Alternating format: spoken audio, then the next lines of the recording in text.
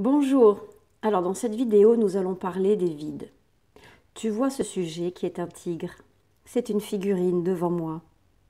Lorsque tu l'observes, que vois-tu en premier? Le tigre. Alors aujourd'hui j'aimerais que tu observes et que tu regardes avant tout les vides.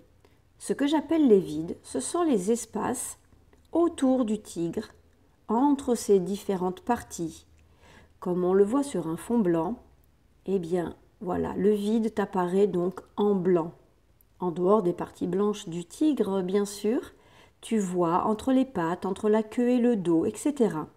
Il est important que tu passes un peu de temps, quelques nombreuses secondes, jusqu'à 1 minute s'il le faut, oui, vraiment 1 minute, à prendre en compte, observer, retenir, imprimer dans ta tête ces formes vides. Oui, ce sont des surfaces pour le dessinateur. Ce n'est pas rien. On pense que regarder le sujet suffit. Eh bien là, je vais te montrer ces différentes surfaces. Alors, dans un premier temps, si, bien entendu, je dois imaginer une ligne ici. C'est plus facile d'avoir une forme quand elle est délimitée, y compris ici. Ensuite, j'en vois une autre là. Tu vois, donc toute cette surface ici, c'est une forme en quelque sorte. Elle va apparaître sur mon dessin. Tu vas donc, dans un premier temps, aujourd'hui, observer les vides et les dessiner sur une feuille.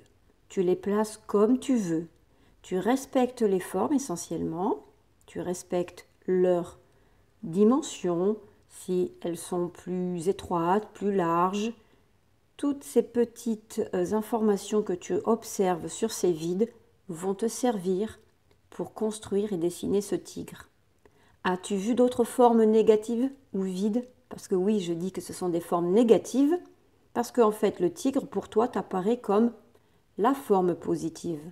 Donc, autrement dit, le négatif ou le vide a toute son importance. Regarde bien. Je t'en montre une autre ici. On peut tracer un trait imaginaire là et dans le creux de la patte, ici de la cuisse, j'en vois un autre de vide. Amuse-toi à en trouver d'autres. Observe-les attentivement à tour de rôle, l'une après l'autre.